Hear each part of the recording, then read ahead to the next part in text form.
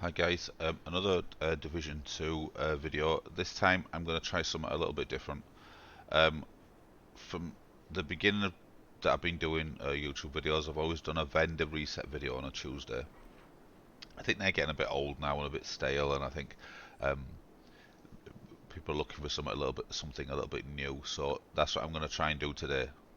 So my new series of videos are going to be, can I make a build on what is for sale, only what's for sale in the vendors.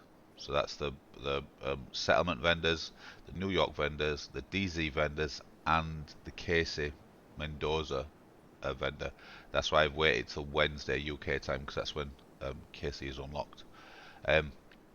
Some weeks I might succeed, some weeks I might fail, but it's only going to be from the things that I can buy, and really just to see if we have new players that are struggling to get a build together that just for a basis to work on. Hopefully these videos will help those kind of people, that just to piece these pieces together. What they might not 100% work together, because that's not how the vendors work, but one piece with another one, or two pieces with another one, and you know what I mean, and with a certain gun and a certain talent could make a viable build. I might be able to succeed, I might be able to fail. I haven't even looked at the vendors. The vendors reset yesterday, which is Tuesday UK time, so I don't even know what they've got for sale. So it's all fresh to me as well. So let's get it. Okay, so how I'm going to do it is I'm going to have a separate spot, just designed for these builds. As you can see, it says week 1, and I will try and put the whole build together. The specialization obviously is going to be up to you. The skills are going to be up to you, and it totally depends on the build as well. So let's see what we can get going. What can I do for you?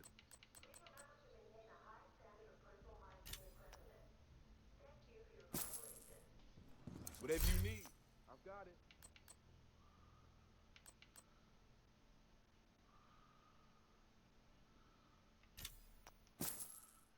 And then Thanks for purchasing that. Okay, and then gloves.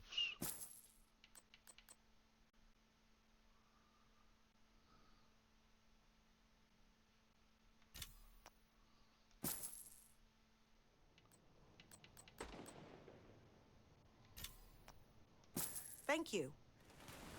My friend's open for business. Want to know where?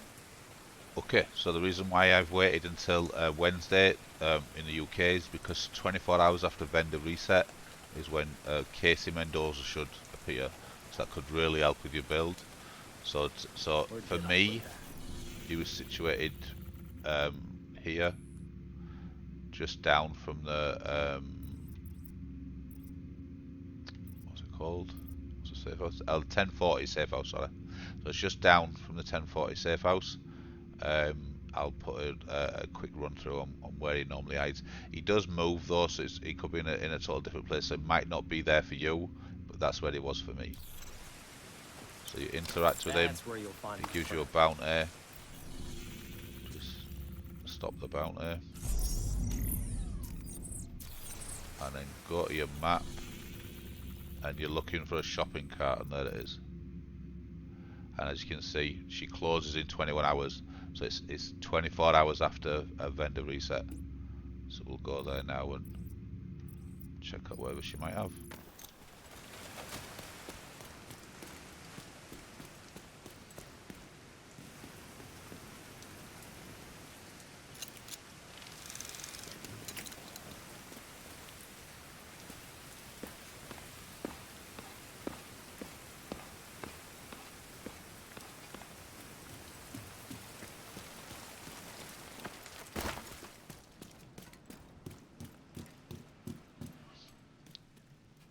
Okay, and then here she is.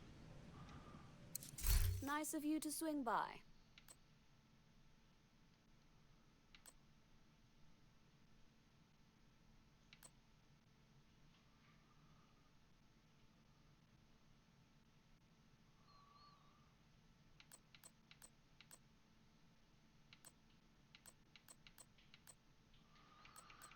Okay, so not a bad Umbra backpack.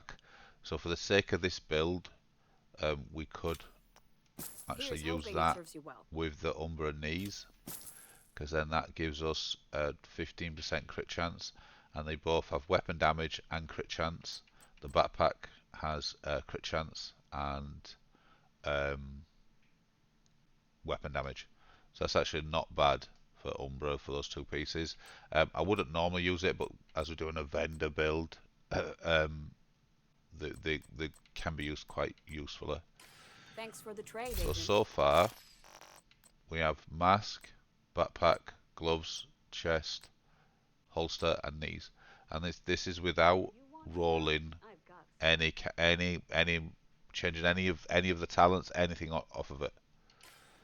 Okay, so it looks like from this week's vendor we can make an okay crit damage build, to be honest. I haven't even checked New York yet, which we will check just to see if we can better any of the builds and any of the pieces. But so far, we got the RPK from the clan vendor, we got the SMG from Casey Mendoza, we got the mask from the Castle Settlement, we got the backpack from Casey Mendoza, we got the chest from the White House vendor, we got the gloves from the theatre vendor, we got the holster from the campus, and we got the knees from Casey Mendoza as well. So just that build alone, the pistol, we will pick up a pistol because I don't want to cheat any of it. So the pistol is mine, so we won't count the pistol 'cause it doesn't add for anything anyway. But so just without rolling any talents and any attributes, this is the stats. So the stats are 39.9% crit chance and 55% crit damage. Okay, which is not great for like a raid or anything like that, but for open world, it's fine. But we can also change this by rolling any talents or things like that we can put onto them. But first we'll check New York, see if New York's got anything that can better our build. Hey, agent, you looking to trade?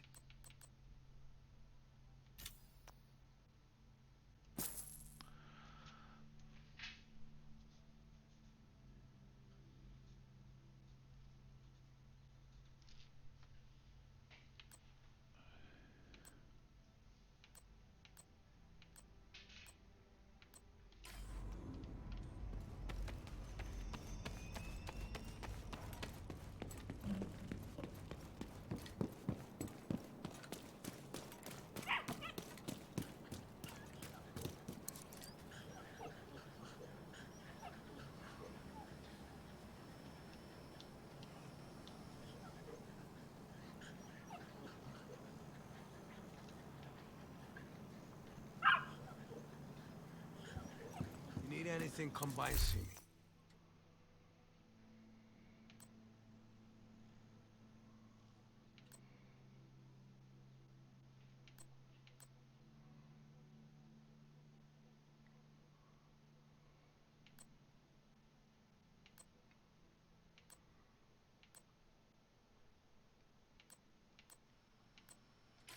Thanks. Okay, so there wasn't anything that could that was worth wasting money on, shall I say,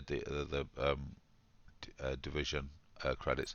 But I did pick up the pistol, so that's that one there. So that does give us the flat line for pulsed enemies, which you won't really use a pistol that much.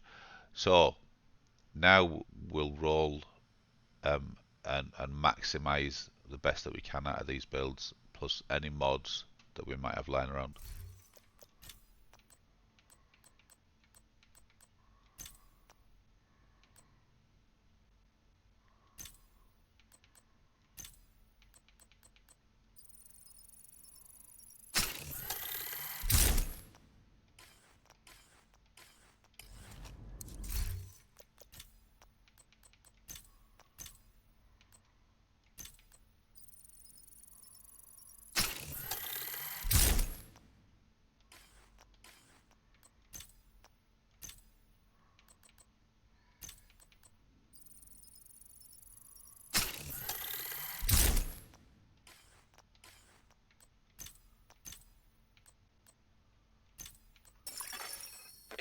backup request.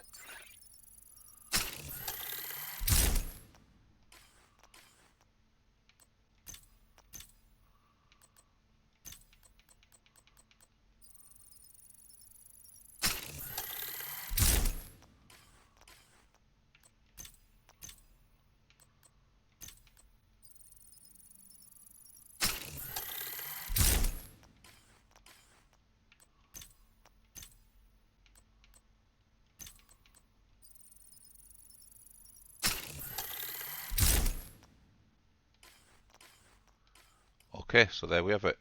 Week 1. We've managed to put, in my opinion, a pretty decent crit chance, crit damage build together. It's not the best of the best, obviously, because you haven't farmed for them, but just from purchasing from the vendors, I think we've done okay.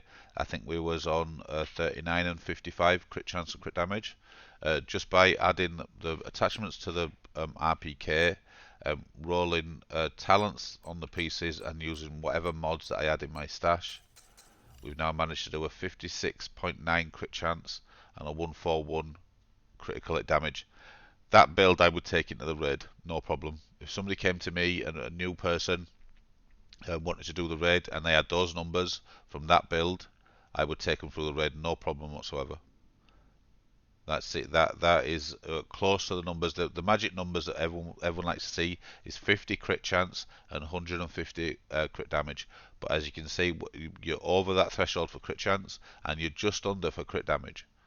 So just long as if you're a good listener and a good learner, this build will easily get you through the raid. So just a quick recap. So the RPK was from the clan vendor. The mask was from the castle settlement. The backpack and the knees were from Casey Mendoza. The chest was from the White House vendor. The gloves was from the theatre vendor, and the holster was from the campus. Okay, and then you just choose whatever skills that you want. And as you can see, I rolled crit damage onto the mask. I rolled crit damage onto the backpack. I rolled crit damage onto the gloves. Crit damage onto the chest. Critical chance onto the holster, and critical damage onto the knees. And I also rolled critical damage onto the RPK, and then the mod slots I used to get as much crit chance up as I can with a little bit of crit damage. Okay, the reason why you do that is because the crit chance is capped at 60 and the crit damage can go as high as you want, so you don't want to stack too much. Around 50 is a good number. I mean, I could even if I've got one, yeah, I could switch that. So we will have 50%, but around 51% crit chance, but we will have 146 now, I think, 146, 147 crit damage. So you're even closer to those two numbers. But yeah, week 1, all in all, I would say that wasn't bad. And I'll do a little bit of footage now of the build in action.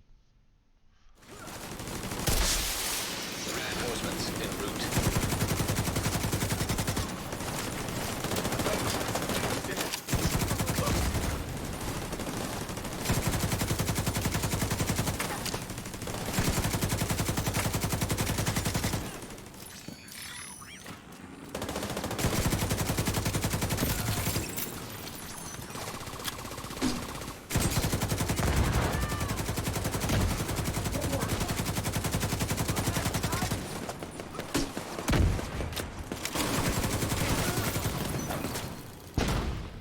Okay, and that was it. A little bit of footage of the build in action. If I can just add, the reason why I chose the RPK is, I mean, it was just pure luck really that the RPK is my favourite gun in the game, but it's also because it's an LMG, and Overlord gives you 10%, not Overlord, sorry. The Contractor's Gloves gives you 10% LMG damage, so you might as well use it. If it had been stacked towards AR or SMG, then that would have been the gun that I would have chosen. But it was just pure luck that it happens to be my favourite gun in the game. So just in case if you were wondering, that's why I went with the RPK. So that was week 1. Not too bad. I was expecting it to be a lot worse than that.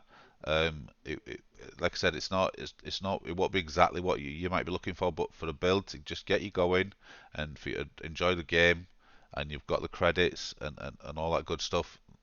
That is the build I would go for. Enjoy.